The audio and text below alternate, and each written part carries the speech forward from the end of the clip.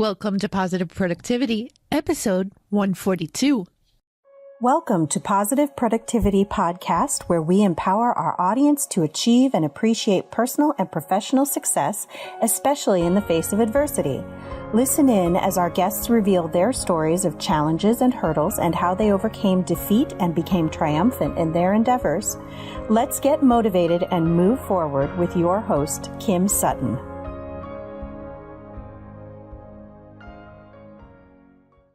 Welcome back to Positive Productivity. I'm so happy to have you here. And today I'm thrilled to have a client and dear friend, Sharon Swing. Sharon is the executive director of oneLife Maps, the co-author of Listen to My Life, a certified executive and life coach, and an organizational development consultant. Sorry to laugh in the middle, but you are so well-rounded and doing so much, Sharon. Wow, that's all I have to say. But welcome to you. I'm so glad that you are here to join us today. Well, thanks. I'm glad to be here too. And it's a little busy in my brain sometimes, but all of those actually have a good convergence point, believe it or not. So maybe we'll talk a little bit about some of how that works. Oh, not maybe, definitely. With that said, can you share a little bit about your journey with the listeners and even jump into that convergence with us? Oh gosh, I guess the story would have to start with when I was doing my master's degree in organization development, which is basically the human side of an MBA. For example, MBA people would put together a spreadsheet, and it looks like something will work, but you have to take into the human factor into account because it's people that make it happen. So if you don't have your leadership and your teams and your people swimming in a good culture, it's very hard to be able to make things happen.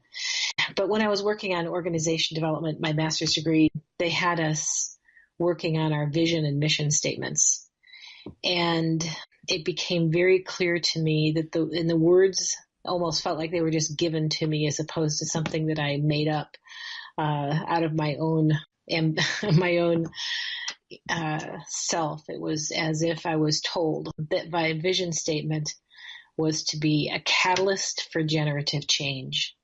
A generative change being change that goes on beyond me. And my mission statement is to help people articulate their intentions and live them out. So that goes for individuals as well as groups. So sometimes I coach individuals, executives in a business setting, or anyone who desires to get clarity about what they're made for and what they're here to do. Issues of purpose and clarity and getting traction in that kind of way. And I also work with executives that realize that leadership is a perilous act for one's soul. And it's very easy to get off track as a leader in your life, to be able to manipulate circumstances because you have the power and change things to your own liking and avoid what you fear most and what you dislike. So those kinds of things all converge into being able to help people map their stories. And that's what I do with Listen to My Life. That's the name of the materials that help people map their stories for the purpose of, in our case, it's recognizing and responding to God in their story. So we come at it from a Christian perspective. I love that. Obviously, I already do. Mm-hmm. A lot of the reading and materials that I've been studying for this past year, I've done a lot of speaking about leaders versus managers. Is this something that you run into a lot with your clients? Well, the distinction between the two, what was interesting about that to you, about the difference between leaders and managers? Let me turn the question around for you. That managers to me, in the interpretation that I was reading, are less people focused. And they're more about the tasks that need to get done and the bottom line. And maybe I was interpreting that wrong. But leaders were all about the team and working collaboratively and helping take each person individually as well as the team to the next level. Yeah. When you look at it from that perspective, some people, because there can be really, really good managers. And so you don't want to disparage the word management, because sometimes things need to be managed very, very well in order for anything to get done, anything to be productive. Leadership, however, does take a perspective of what does it take to guide a team in a way that unleashes discretionary effort. I love that phrase. The Hay Group and emotional intelligence kind of work, they talk about discretionary effort. And I love that, because discretionary effort is defined as what people will give over and above what is required.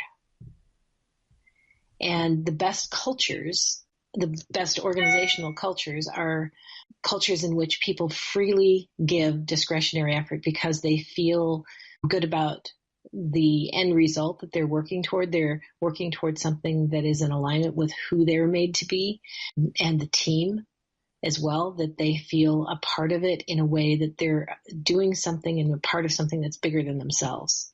And that's a lot of what people really want and dream about. They want to be doing something that's important.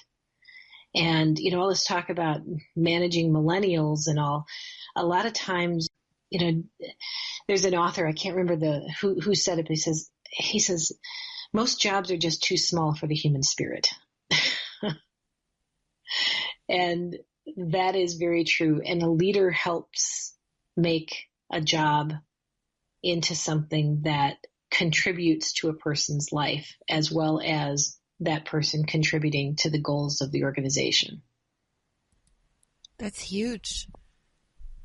I've never shared this story on the podcast before, but when I was going through a huge life transition, I was actually working as a cashier at Chipotle, of all places. Mm-hmm. To be totally honest, they had put me on the line preparing meals, but I failed at rolling burritos. My burritos always broke. Anyway, I was a cashier, which also involved table touches. And one day I was asked if I needed a prayer said for me. And I didn't really know how to respond, but right there in the middle of the floor at Chipotle, these two gentlemen got on their knees and started praying for me. And table touches are such a huge part to Chipotle. I mean, they want to make sure that every client, and this is not a Chipotle sponsored episode, people, but table touches are so important because they want to make sure that their customers are happy. But I sort of looked back to where my manager was standing, like, what do I do? But going back to discretionary effort, I mean, I knew that I couldn't leave because what I was doing, and, well, number one, they were praying for me, but by standing there and accepting and embracing what they were doing, I mean, it was going beyond my job duty of the table touch. It was as much for me as it was for them. And I could have just said, almost like when a solicitor comes to the door, no, thank you, and walked away. Mm-hmm. But it's all about making it a better experience for the customers and clients. And I mean, a meaningful connection. I mean, that's what we're looking for. That's what people look for, is a meaningful connection. And I mean, I one of the things I got so moved by last summer, I was listening to Viktor Frankl's Man's Search for Meaning.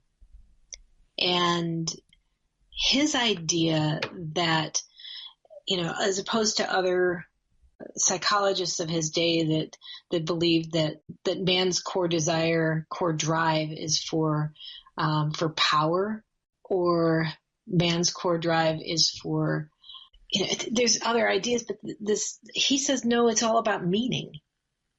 And he defines meaning as resonance with one's core essence. Resonance with one's essence is what meaning is defined as. And if we're lacking meaning in our lives, there's something missing our core essence is not engaged. And our core essence does not feel like giving discretionary effort.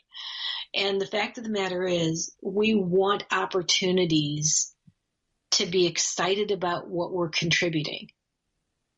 And there are a lot of people who don't know what their core essence is, according to Viktor Frankl's definition. They don't know who they are well enough to be able to find things that help them align with, with with experiences that move them. We want to be moved to the core. We're spiritual beings having a human experience, another author says. And there's something deeply human about finding meaning in our work. That this is even a thought that we want to make a difference in the world, that we want to, basically the alternative is just to be bored and kind of tuned out, right? Absolutely. And how long have we been working together? Probably a year, maybe now? More than that now. I think you've seen that shift even for me. Listeners, Sharon has experienced all types of ups and downs with me. But yeah. I think I've experienced that shift just during the time that we've been working together. It's true. From working on the mundane, and they weren't really mundane, but to me, I found my meaning. That's what I'm trying to get to. There's a difference between doing things because you know how to do them that are a means to an end. Mm-hmm. And paying the bills is a noble thing. And even in a mundane task, your family has meaning. Your family resonates with your core essence. You are wired to be a mama bear, to be a good wife, to be a person that becomes the glue in your family. And you can endure any how for that why about your family. But you want more than just enduring the how part. Absolutely. And so what I observe in you is a deep desire to, what resonates with your core essence is there's a piece of you that has to multiply. There's a piece of you that has to multiply your impact of good in the world. Would you say that that's true? I would absolutely say that that's true. So how would you describe what kind of ripple effect you want to leave? Is this a Sharon Swing show? Wow, you've got me thinking. Now I know how guests feel when I ask them a question that they weren't expecting. I want to leave a ripple of hope. And knowing, I want specifically for the Positive Productivity Podcast, I want my listeners to know that no matter what happens today, there's always tomorrow. So let's stand up and brush ourselves off and make it even better than it was to begin with. Whatever it is. Mm-hmm. And it doesn't just mean our bank account. Like, I actually want the bank account to be put on the back burner, which for me is huge to actually be saying that. Mm-hmm. Because your growing family requires some revenue. Oh, yeah. Every day they eat more. Those older ones. Oh my gosh. Yeah, I swear my refrigerator was stocked yesterday and it's not today. Yeah, and there's something inside of everybody. You're not alone in that. There's some people who can find a way just to settle, but there are those of us that are awake to the fact that we don't want to get to the end of our lives and regret it. Regret how we spent the lives, that we actually chose to be bored. Mm-hmm.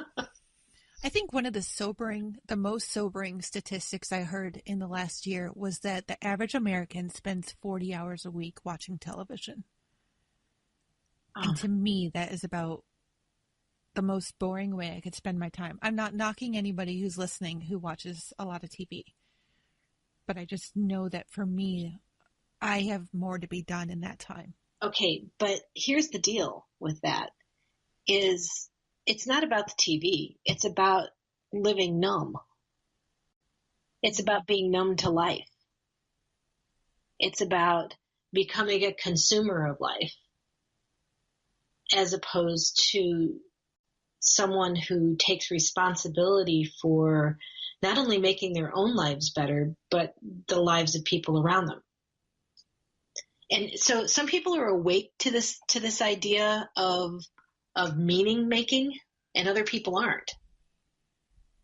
And I would guess that people listen to your podcast, they're meaning makers, right? Right. And that is not everybody. And in fact, people like us that thrive on this meaning making thing, I'm sure we are highly irritating to people who are numbed out. Oh, I have to completely agree. Yes.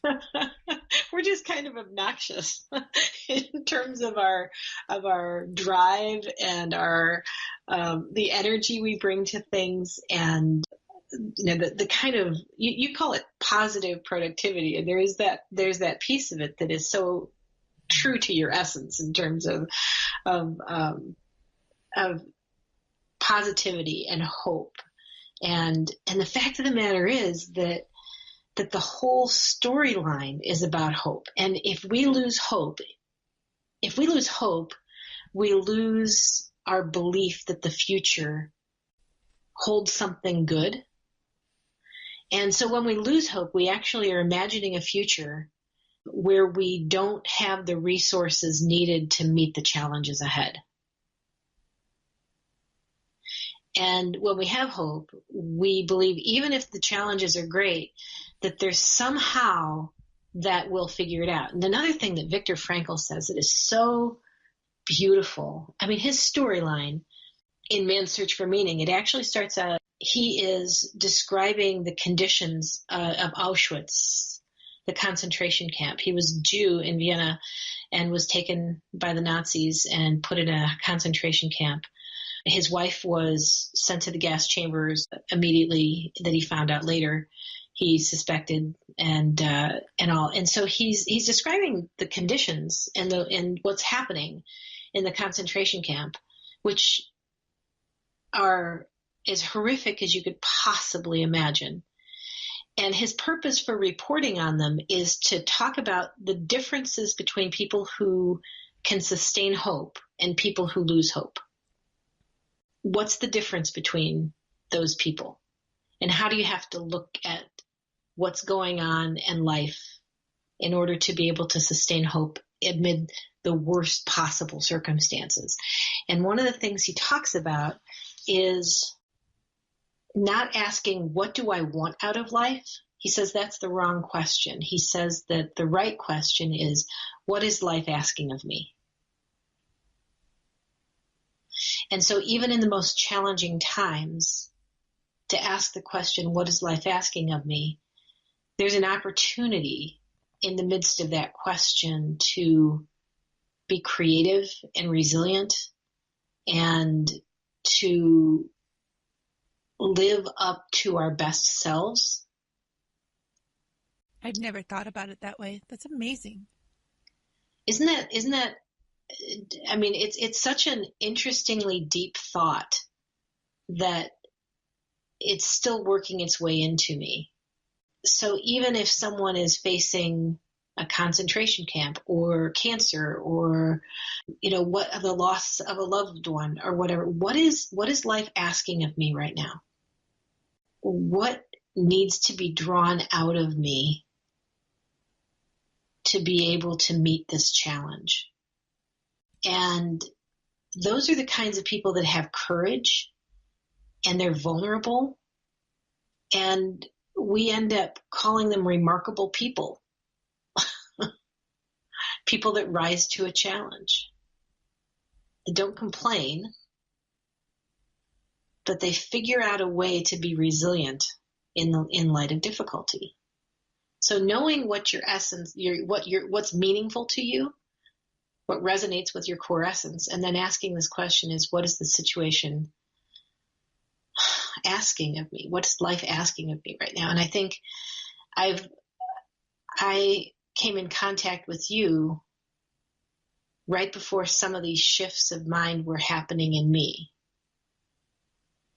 And there have been several times when I've been ready to put down something that I've worked on for 15 years that has brought all kinds of meaning into my life and the lives of others, because, some things are just really tough to have a financial engine that works. It's really hard. But somehow, the way I see things anyway, God keeps making ends meet and keeps encouraging and keeps whispering.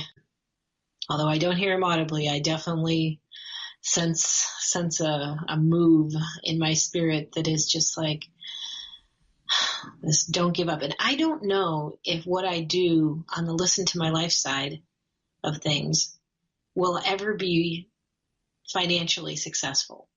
I just don't know that there's a business model that works for what we do there without taking the opportunity away from people who just could not afford a really high end program. You know what I mean?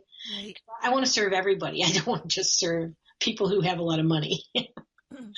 I want to serve people who are waning in their hope, and I want to make it accessible.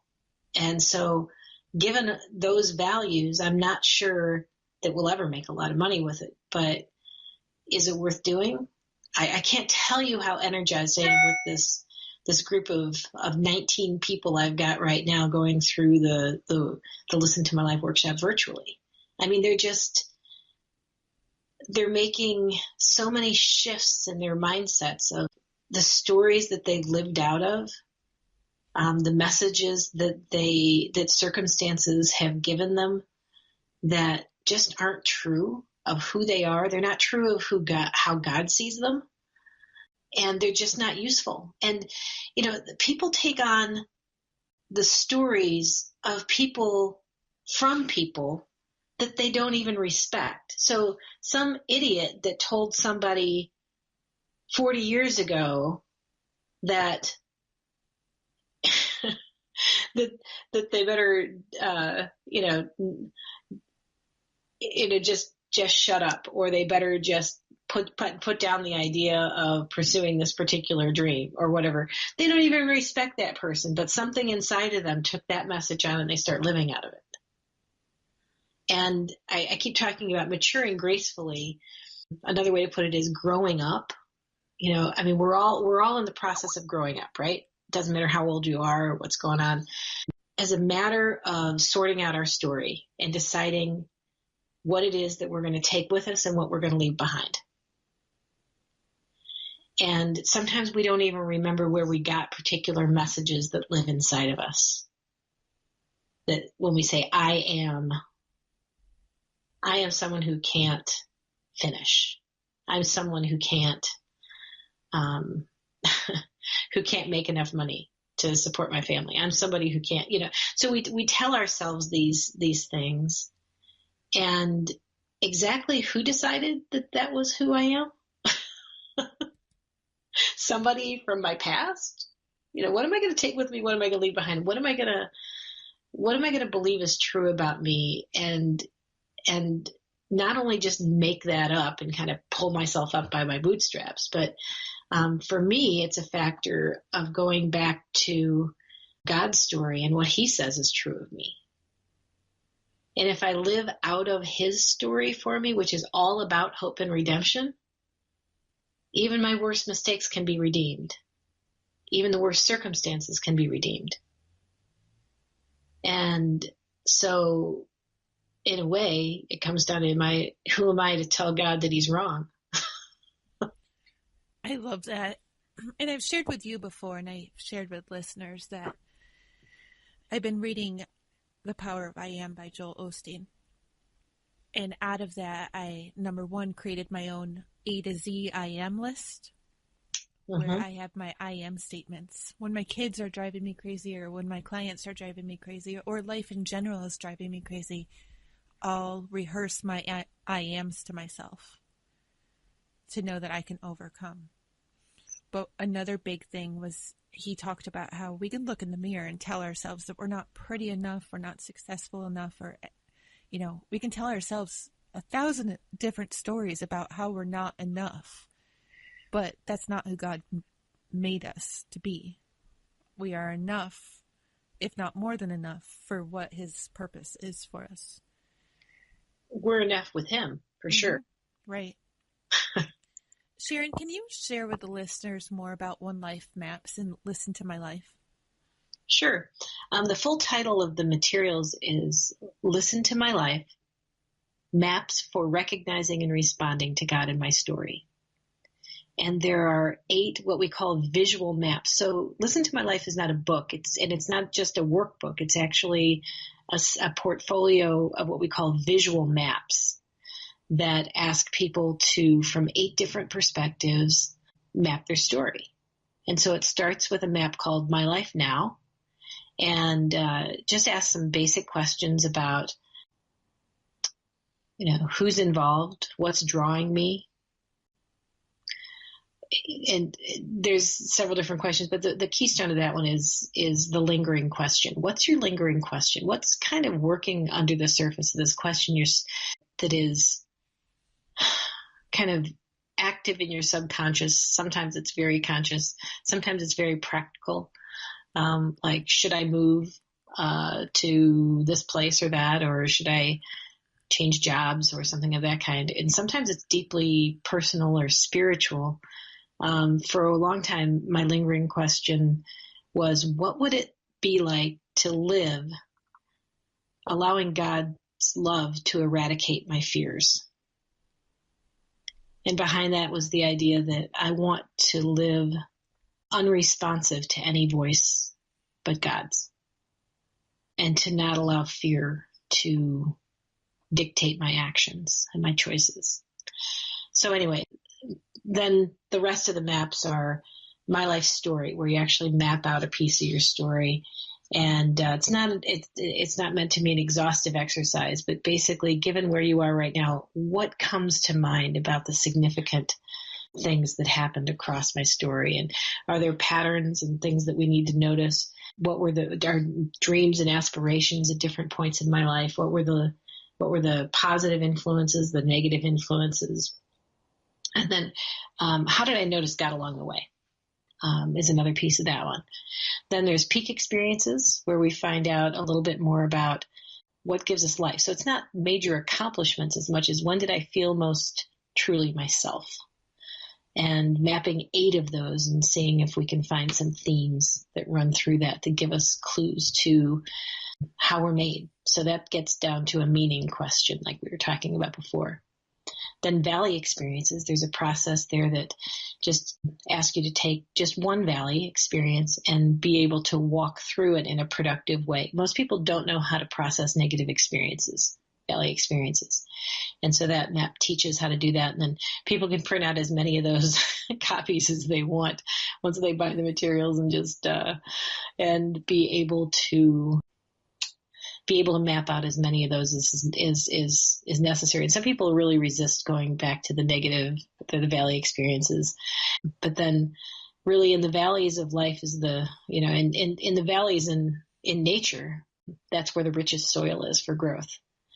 And most of the time that's the case. And once you find out that you can actually move through the valley, not hang out there and not stay there, camped out there, people will find that the valley experiences map is wildly freeing for what comes next.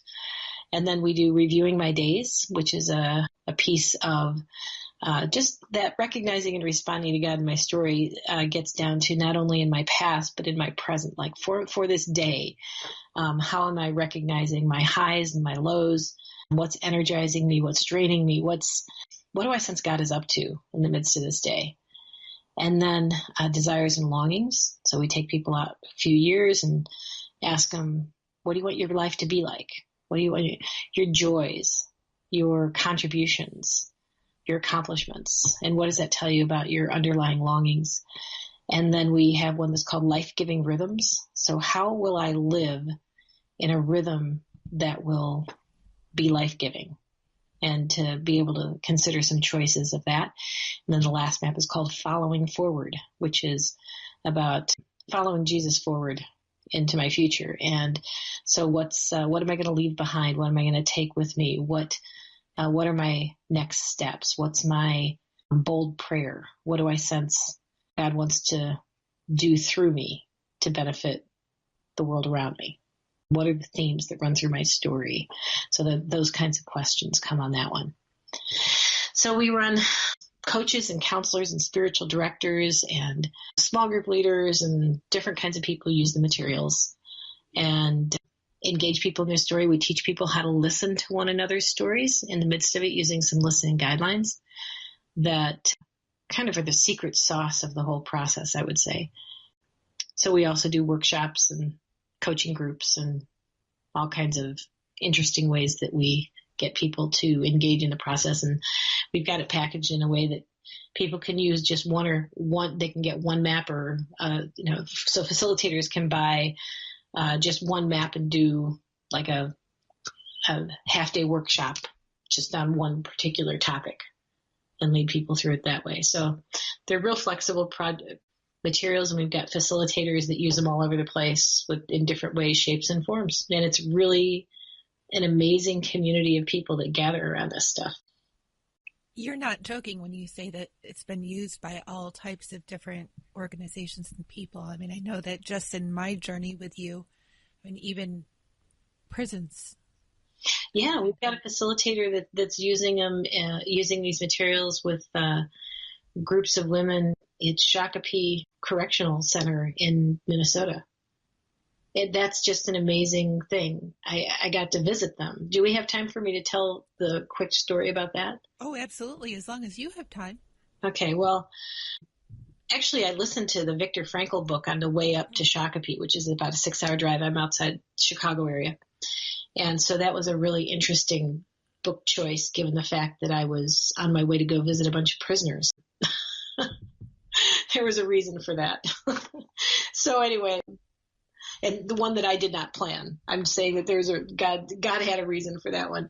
But the lingering question that I mentioned on the My Life Now map, these women had just completed going through the entire maps process with some other teaching interspersed and all, and they had taken a nice slow journey through the maps of 9 months. Like I'm doing the whole process in 10 weeks with a group right now. So they took 9 months to go through the process. And the facilitator, they had completed the 8 maps, and they were redoing the My Life Now map. So they could get like a before and after picture. And there's a piece of me that thought that might be a little bit cruel because of the fact that, we're talking to a bunch of prisoners and their situation has not changed. They're still incarcerated, right?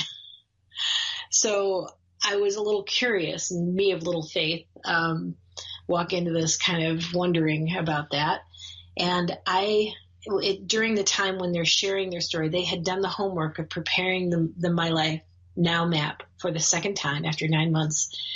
I'm sitting knee to knee with these 2 women who I have no idea what landed them there at all. But they're comparing and contrasting their first My Life Now to the current one that they had just done this week. And one of the ladies, in the process of her sharing, she says, she's crying. She starts crying and she says, "I am just so grateful that I got to come here." And I'm thinking to myself, got to come to prison. Okay. That was a mind bender for me. But it was clear that she, from the bits and pieces that she said, that I think she felt that she would have ended up dead if she wouldn't have gotten to go to prison to get her addiction taken care of, her drug addiction taken care of. And so she was grateful for her incarceration. And then the second woman begins to talk, and she says that her first lingering question, she says, "When I first got into this and we started this, I was kicking and screaming at the walls. I was so anxious. I was on, really high doses of anti-anxiety medication," she says, which everybody around here is on. And then she says, "My first lingering question is, can I endure this?" can I endure this incarceration? Can I endure this separation from my family? And she says, but now she says, I'm actually really calm. I'm off all my anti-anxiety medications and I'm actually happy. I think I'm happier than I've ever been in my life, she says. Now, a new lingering question, it went from, can I endure this, to now it is, how much good can I do today? Wow. And tears started streaming down my face, and she goes, oh, I made you cry. And in our listening guidelines, I'm not supposed to speak while someone is sharing. And she says, oh, I made you cry. And I said, only because that was the most beautiful thing I've ever heard. She says, really? Because why? I said, I know a lot of people out there that aren't as free as you are in here. And I thought to myself, what then is a prison if she can be so free here? And how many prisons have I erected in my own life, in my own mind? I was thinking about that while you were talking. How many people who are not behind the literal prison walls are still in a prison in their own life? Mm-hmm. Yeah. I've erected a few too. Yeah. And I have erected a few as well. And I have erected a few about what I think about myself. I've erected some things about how I see my husband at times, and my gosh, he needs to be freed from that. And things are a whole lot better when I free him from certain expectations and certain things that I think I need. And I need to be able to recognize the prisons of what I think is possible.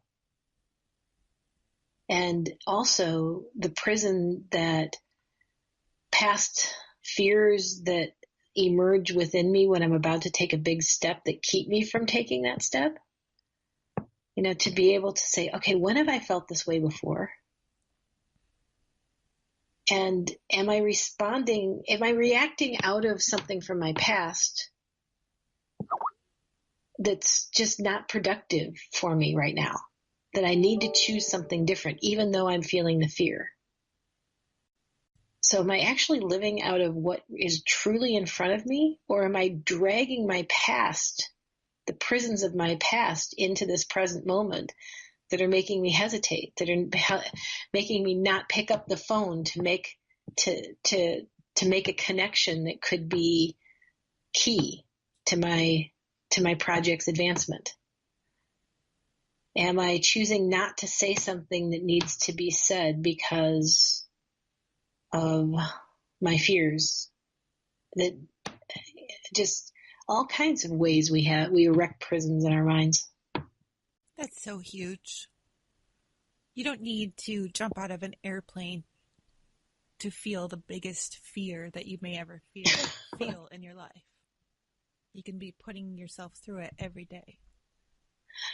It's very true. It's very true. So, when it comes to productivity, I think part of being able to be productive is to actually recognize what story you're living out of and finding out what meaning is for you, and finding out a shift of mind that makes you ask, what is this challenge asking of me right now, and how can I rise to the challenge?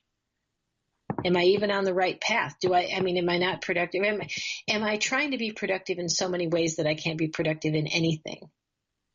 And the questions about meaning, about what's meaningful to you, hopefully will help you to sort out what you're living out of in terms of other people's expectations that need to be put down. What do you need to say no to so you can be productive with the stuff that's truly meaningful to you? I can hear a whole lot of brain gears spinning besides my own. Sharon, where can listeners find out more about you and oneLife Maps and get their own copy of Listen to My Life? They can go to onelifemaps.com, which is ONELIFEMAPS.com. LIFEMAPS.com. So, like I said, the materials are available there, called Listen to My Life. And hopefully we'll be starting a new virtual group sometime soon as well. But we can help, we equip facilitators extremely well to get groups started on their own. And in addition to that, we're going to be starting facilitator certification sometime, probably starting in January. So as facilitators, people that can run their own groups, some people generate revenue from running their groups, and other people do it on a volunteer basis in the midst of their churches or something of that kind. So we let people decide what they want to do with them, how they want to run it. Sharon, it's been absolutely incredible having you here today. Do you have any parting words of inspiration or motivation that you can give to listeners? I know you do. Oh gosh, I was just going to ask you if you had any favorite lines or thoughts in the midst of it. But I would say find what resonates with your core essence, what is truly meaningful, and build your life around it. And have little tolerance for a lot of the clutter and boredom that can set in. Stay alive for your own sake and the sake of the people around you. Go make some good ripple effects. Hey there, this is Kim Sutton, host of the Positive Productivity Podcast, and I just want to take a quick moment to thank you for listening to this episode. If you enjoyed it and were inspired, I would love to hear your feedback. Please take a moment or two and visit the podcast on iTunes, Stitcher, iHeartRadio, or on my website at thekimsutton.com to leave your rating or review. I'd also like to invite you to join the Positive Productivity Book Club and to find out more about my coaching packages by visiting thekimsutton.com. Until the next episode, I hope you have a positive and productive day.